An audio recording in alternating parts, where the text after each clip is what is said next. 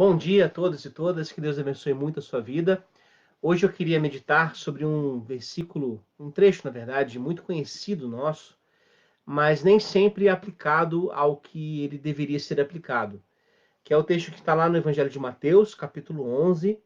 Então, abra sua Bíblia, por favor. Mateus 11, versículo 28 em diante, tá bom? Mateus 11, 28,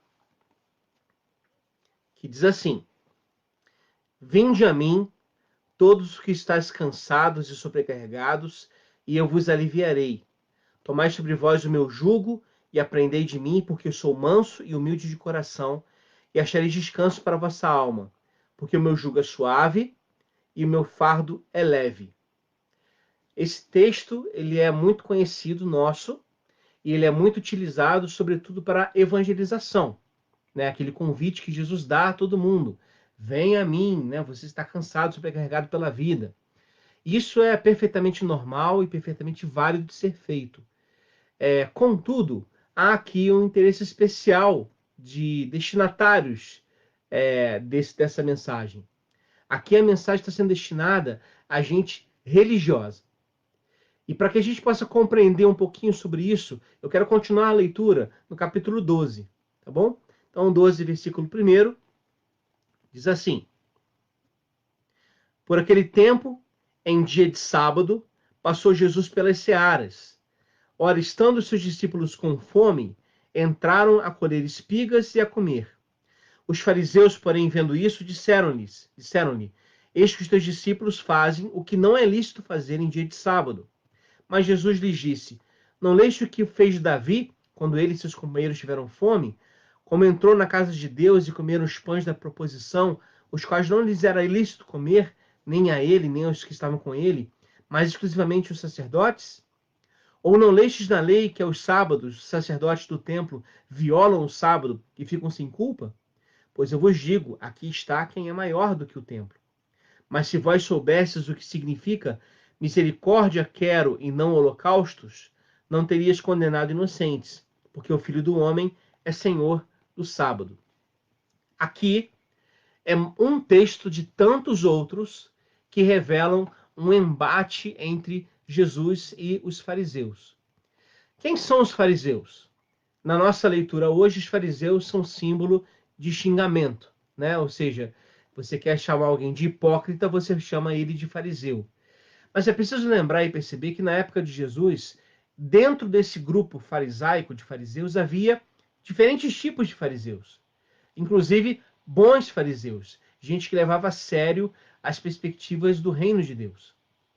Há, contudo, um grupo dentro desse partido que são aqueles fariseus que estão profundamente preocupados com a guarda da lei, para que o povo guarde a lei, porque na percepção farisaica, somente se o povo guardar a lei, o Messias viria. E que lei é essa? Toda a lei, não apenas a lei escrita, mas também a lei oral, a Torá oral.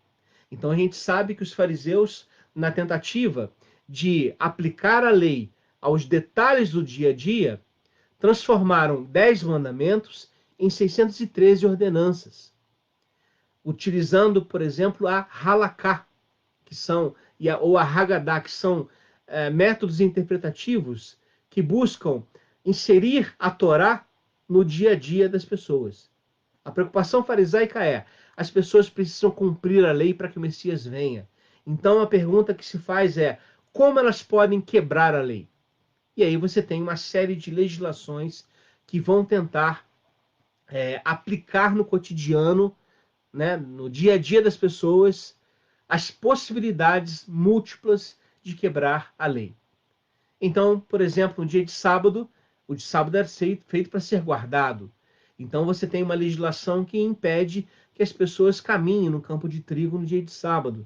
Porque se a sua roupa esbarrasse no campo, numa espiga de trigo, ela caísse ao chão, você será culpado de trabalho. As pessoas tinham lá as suas ordenanças, os fariseus colocavam essas ordenanças vinculadas a não fazer determinadas coisas no dia de sábado, a não amarrar coisas, a não desamarrar coisas, a não trabalhar em qualquer tipo de atividade. Há toda uma preocupação em fazer cumprir a lei de Deus sobre as pessoas. E por que existe essa preocupação?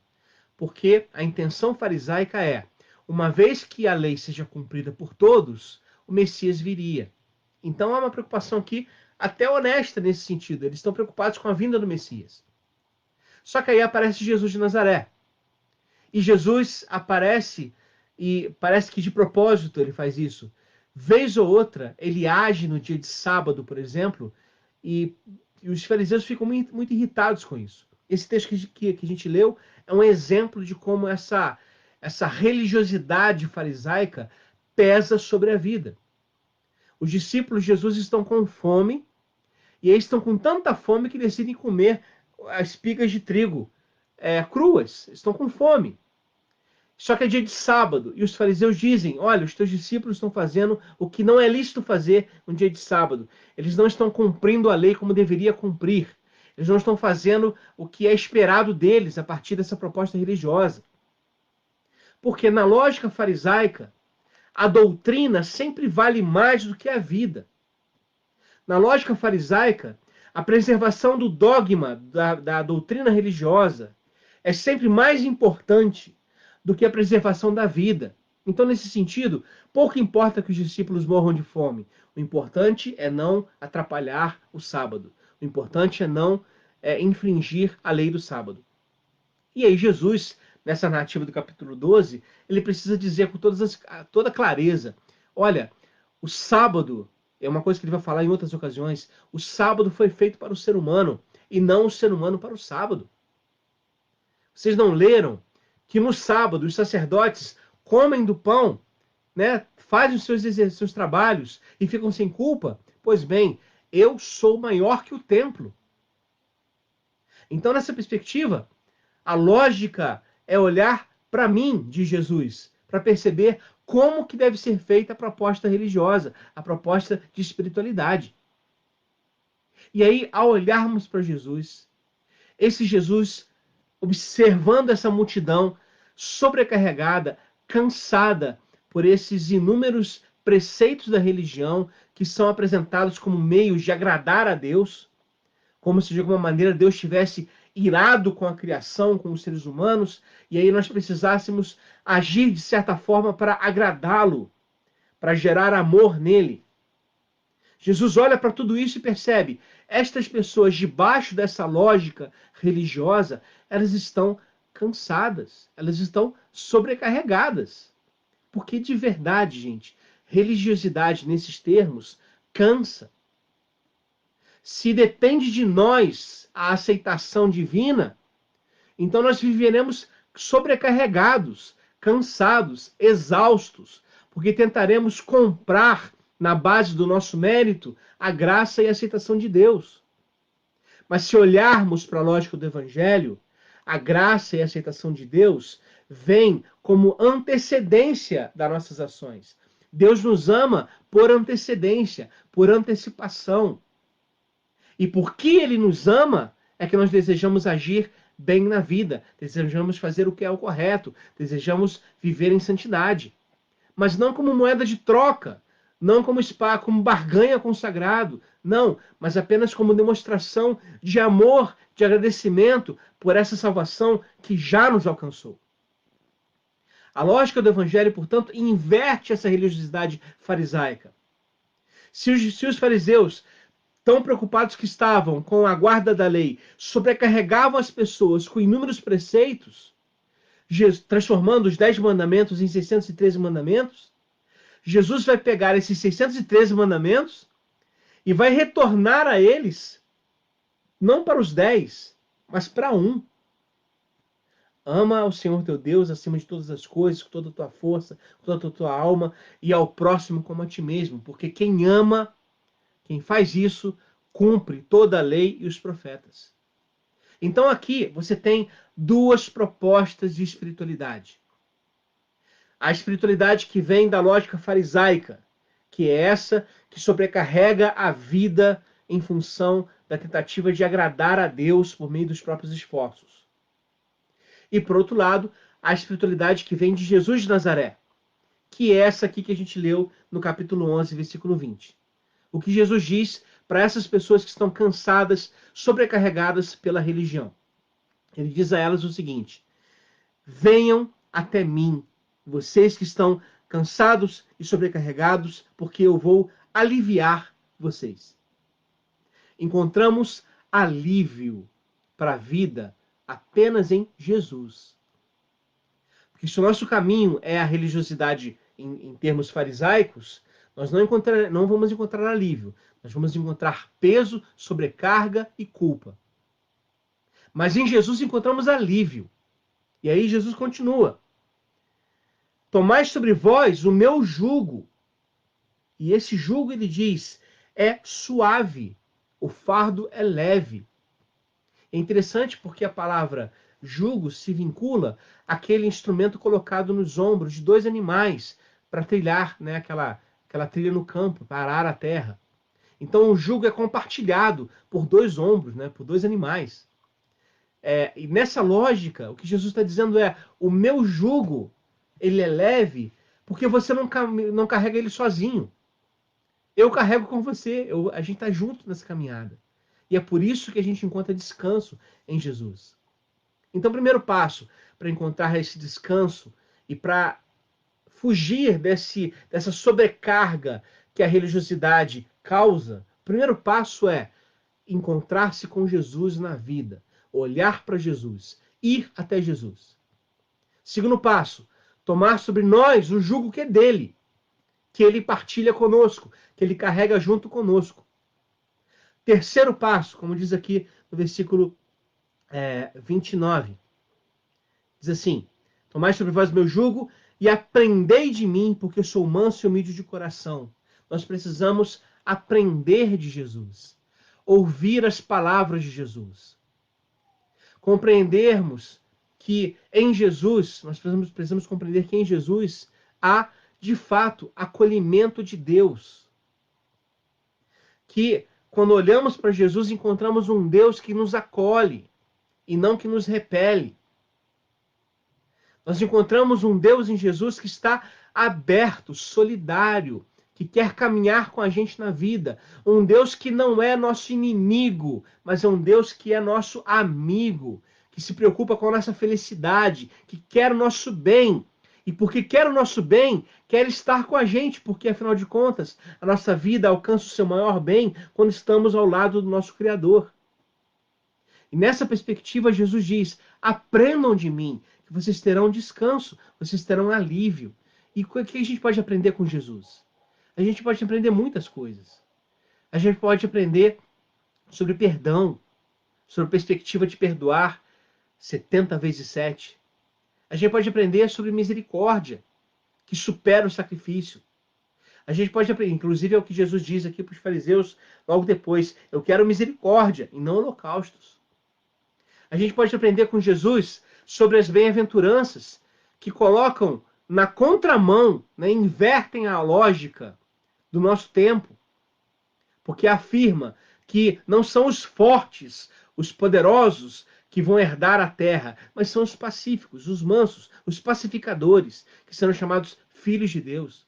Os que choram, os que têm fome, que serão consolados.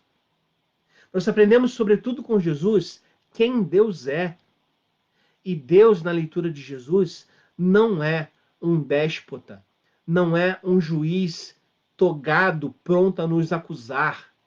O Deus, segundo Jesus apresenta, é o Deus pai do filho pródigo, que quando volta para casa, consciente do que errou, do tamanho do seu erro, é recebido não com acusações, mas é recebido com festa, nova roupa, sandália nos pés, anel no dedo e festa em casa, porque esse estava perdido e foi encontrado.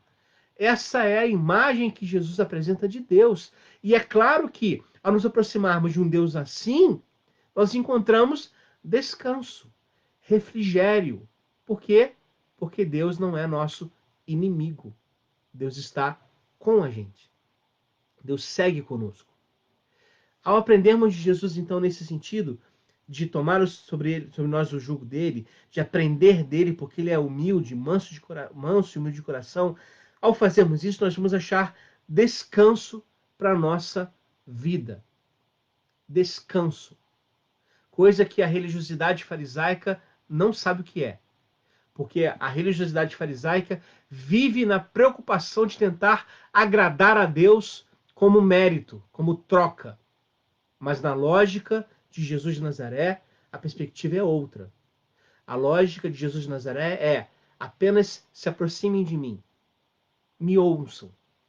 E ao me ouvirem e ao estarem perto de mim, vocês vão saber que Deus ama vocês. E ao saber disso, vocês vão encontrar descanso para as suas vidas. Essa é a lógica que vem de Jesus. É uma espiritualidade, então, que acontece ao encontro com Jesus. Uma espiritualidade que vai surgindo na vida ao nos encontrarmos com o Mestre. Porque ao nos encontrarmos com Jesus, todo o restante vai acontecendo. A nossa vida é transformada. Ao nos encontrarmos com Jesus, a velha natureza é morta. Não é isso? As coisas velhas ficam para trás e tudo se torna novo, novidade de vida. Esta é a espiritualidade que gera descanso. A espiritualidade que gera paz com Deus. Por quê? Porque nós já fomos justificados com Deus por meio da fé. E, portanto, nós temos paz. Qualquer outra leitura gera um coração em guerra, gera um coração atemorizado, gera um coração aterrorizado diante de Deus. E o nosso caminho não é o caminho do terror e nem do temor. Por quê? Porque o perfeito amor lança fora todo medo. E quando nós nos aproximamos de Deus, que é amor perfeito, todo medo sai. Inclusive o medo de não ser aceito. Nós somos aceitos por Deus. E é justamente porque nós somos aceitos por Deus que a gente vai crescendo dia após dia nesse conhecimento da graça de Jesus, nesse conhecimento do amor de Deus, nesse conhecimento da misericórdia divina que nos quer como Ele deseja, que faz em nós a sua própria vontade, que é poderoso o suficiente para completar a boa obra que começou em nós. Essa espiritualidade gera paz, gera descanso, e não gera temor, e não gera terror. Então, em nome de Jesus, é o convite de Jesus para você e para mim. Vamos até Jesus. Vamos ler sobre Jesus nos evangelhos. Vamos aprender de Jesus nos evangelhos. Vamos ouvir a sua voz. Vamos perceber que ele é manso e humilde de coração. Vamos perceber que ele não quebra a cana que já está quebrada. Ele não esmaga essa cana. Que ele não vai apagar o pavio que está fumegando. Ao contrário, ele vai dar condições para que uma nova vida aconteça. Porque ele não rejeita quem chega até ele. Ninguém que vai até ele é rejeitado. Nós temos diante de nós um Deus com braços abertos. Porque os braços de Deus não estão encolhidos para não poder salvar, como diz o profeta. Ao contrário, braços estendidos, braços abertos. Nós afirmamos um Deus que inclusive morre de braço aberto na cruz e com o coração arrebentando dentro do peito. É uma abertura divina ao ser humano, um convite. Vem até mim e você vai encontrar descanso, paz e vida para você. Essa leitura do Evangelho, precisamos afirmá-la, precisamos reconhecê-la e precisamos vivenciá-la. Portanto, aceitemos o convite de Jesus e passemos a viver em descanso diante de Deus. Amém? Que Deus te abençoe ricamente em nome de Jesus. Que essa palavra produza fruto para a glória de Deus e para a sua bênção, né? Para que você seja uma pessoa mais abençoada, em nome de Jesus.